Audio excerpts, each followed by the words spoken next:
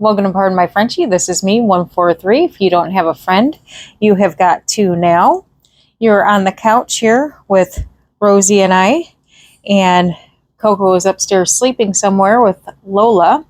Today we are going to be talking about a wonderful topic about how even after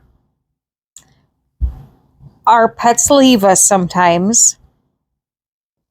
I know it's a scary topic, isn't it? So sometimes after our pets leave us, they may give us some signs, or sometimes I feel that they give us some signs after they leave us.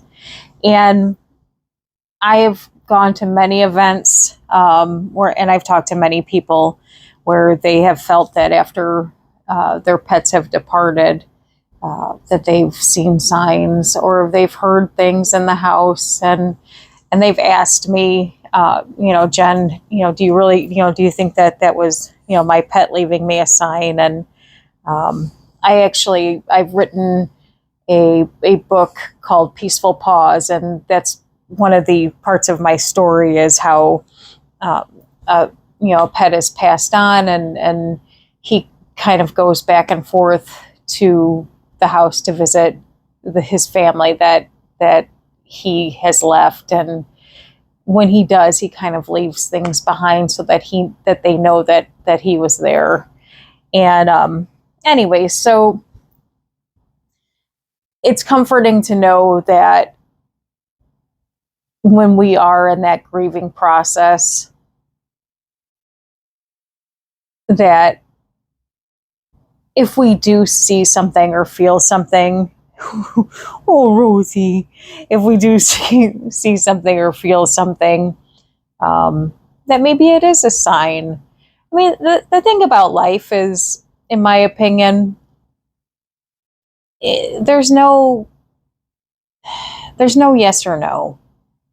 I mean, I'm a religious person, and I can't answer. I can't answer questions for God. Only God can answer questions, and I'm not going to answer questions that He can answer. And I will never say that things are impossible, because He can do impossible things. So if your pets are coming back and forth, or if they're coming to give you signs, who am I to say that they're not? And who am I to say that, they are, so in my opinion, anything is possible. And if you are seeing something or you are feeling something, I don't believe you're crazy. If that's what you feel in your heart, and if that's something that gives you comfort, then by God, that's what's happening. I can tell you from my personal experiences that I've had a couple of situations, which I'll tell you about. One that happened right after I lost my last boxer, Harley. Harley had a specific collar, and on his collar it had K9, the K and then the 9. And my son and I were walking out of his karate class. And when we were walking out of karate class, this was probably, maybe 6 weeks or 7 weeks after Harley had passed on. And we were, probably still in pretty deep in the grieving process. But nonetheless, we were walking out of my son's karate class. Now, next to karate class, it's in kind of like a little strip mall area, was a doggy daycare. As we walked out of karate class, we had to pass this doggy daycare where another person was walking out with their dog, which was some sort of doodle, bigger dog, a doodle, whatever. So the guy was walking out with his doodle, and they were a little bit ahead of us, didn't think anything of it. The dog had stopped, looked at us, backed up out of his collar, and went and like kind of ran to us, which, I'm a dog person. So right away, my first instinct was, oh gosh, the dog's off his collar. And so, it ran to us. So I grabbed the dog right away to help the guy because, I didn't want the dog to get hit by a car or anything like that. So, I grabbed the dog right away. And as the guy came up to me, to put the leash and collar back on the dog, I noticed that the collar that he was putting back on the dog was the same collar that my Harley had. And even Brady, my son, had said, he's like, oh, look at his collar, Mom. It was the same collar that my dog had. To me, that was kind of like a little, sign of, remembrance of my dog. And, who knows? Who knows if it was just kind of a way to, the universe sending a sign to us saying, hey, your dog's sending love your way. The odds that dog would come running up to us and have the same color that our dog that we just lost had it on. I don't know. After we lost our dog Cookie years ago, I remember sitting in our living room or our dining room and our living room and our daughter, and all of a sudden we heard sounded like her nails on the wood floor, walking through on the wood floor. And my daughter said to me, she goes, "Did you hear that?" I said, "Yeah, I heard that." And when I've done my pet loss support groups, there was a lot of stories like that where people have heard like the nails on the floor, or just maybe noises throughout the house. And I think people find comfort in again, knowing that their animals are still around them. They find comfort in knowing that there's that aspect of life after death, and there's just, again, there's always comfort in the grieving process when that what you've lost is still kind of there, and it's always going to be there in your heart no matter what, but it doesn't stop the hurt. You always have the imprint and everything, and nothing ever really stops the heart, but it does give you, I guess, a little bit of comfort. So like I said, the one book that I had written, it's called Peaceful Pause. It can be found on Amazon, but it's one of the reasons why I wrote it was because there was a lot of elderly people that when they had lost their pets, a lot of them, of course, they were elderly and they were empty nesters, and that's all that they had was their pets. So using her steps, I had to move my couch up a little bit, so I had I had to make her some steps. Go on, you're good.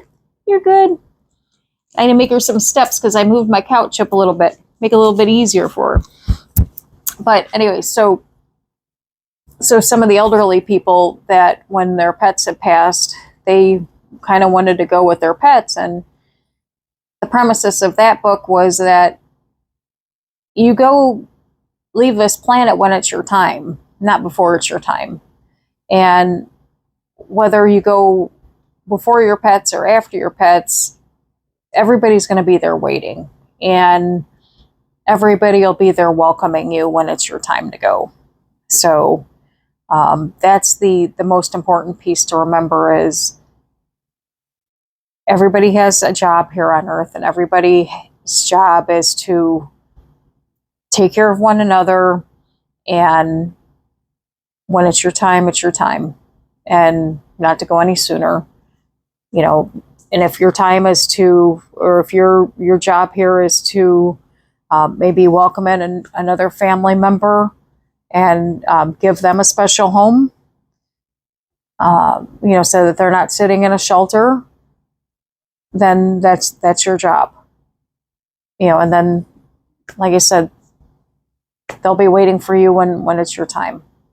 But like I said, there's a lot of people that see these little signs, and again, they're special. They're special. They're very cherished and so forth. So that's an interesting thing about pet loss and grief, is that you can have grief and joy in the same scenario, right? And people are like, well, how does that even happen? You can have a moment, you can be in a grieving process and yet share a joyful moment. And you don't often have that. Usually, you're like, oh yeah, I'm joyful, but you can have so many joyful moments and still be in a grieving process. And I think that's kind of the beautiful thing about pet loss, and even, people loss too, because that's the whole journey of healing and that's what gets you through that's what gets you to the part of healing, is remembering all the good times and the happy times. And again, I know we talked about this in our show last week, is, when we talked about Disney, it's like the whole first part of the journey, the whole 9-10 years, or how many years, that's the beauty. That's the magic. The sad part is the end. That's the very, very small part. And yes, that very small part is also a very precious part. And it's also like I said, it's a hard part. It's I said, I don't know, like when I look at the end,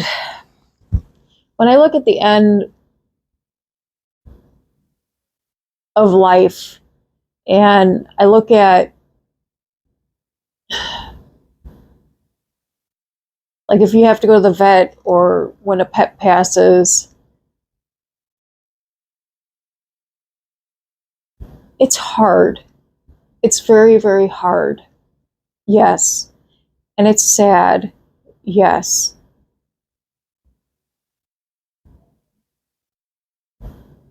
But it's also one of those moments, just like any moment in life, where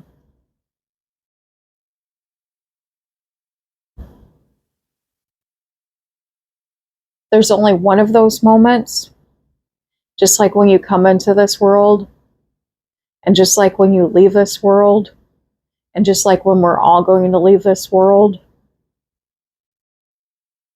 They're hard moments, but they're precious moments. And they're moments that we should be honored to be a part of, if we're able to be a part of. And I know that they're scary, and I know that they can be very scary, and they're challenging, but I guarantee, and I say this from the bottom of my heart, and having sat through it now 5 times with each one of mine, each one was a precious moment. Each one was a very, very precious moment to me. And each one was different. Some were extremely harder than the last. But just like the moment when I got them into my life, and they came into my life, it was precious when they came into my life, and it was precious when they floated out of my life. And I can say wholeheartedly from the bottom of my heart that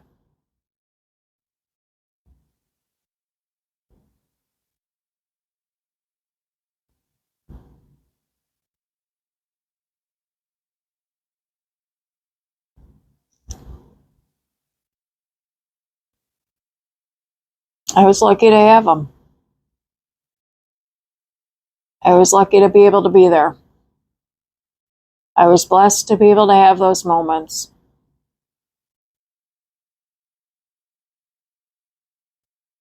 You know, so, and like I said, for those of you who have not gone through that part yet, that part of your journey, and I know I've heard people have said it before, is, oh, I dread that day. Yeah, hell yeah, you dread that day. Nobody looks forward to that day. I mean, I cringe every day that, I think about, the future of my next ones. There's no way in, I mean, I know, my one, coming up is going to be, a challenging one as well. But as a mom, as a dog mom, and as a people mom and everything else, that's my job. That's my job. My job is just to,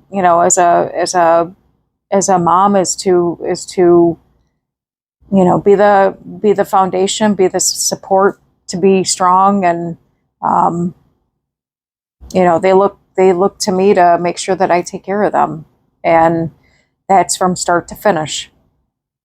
So um, that's what you do. So, but anyways, like I said, that's one thing about pet loss. You have your happy moments and you have your sad moments, and you can have them all at the same time during grief, which is so bizarre and so weird, but it's true. And, that's kind of wacky and crazy, but I mean, it's true. So, I don't know. Drop a comment below if you've ever had situations where you've seen signs from your pets. I'm curious. Like I said, I've been, I've had my pet loss groups where people have had and seen signs from their pets that have passed. I mean, it happens all the time from what I've heard. I'd be curious to see, what people have encountered. Feel free to send an email. I'd love to read it on the air. Pardon my Frenchie, this is me at yahoo.com. Shoot me an email. I'd love to read it on the air. If you have a story to share, I would love to have you on. Pardon my Frenchie, this is me at yahoo.com. Send me an email. I will get you on because I'd love to share your story on here. Please subscribe, hit the like button, tell your friends, pass this on. I will be having another kitchen episode coming up, which is exciting. I've got everything ready for that. I hope you like the first one. Drop a comment below if you did.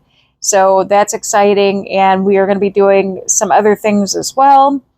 Different episodes too, trying to lighten everything up, because I know sometimes these episodes get a little serious, and serious isn't always fun.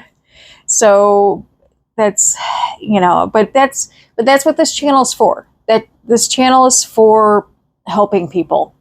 And I know I've said it before that the goal is to help people and to let as many people as possible know that they're not alone.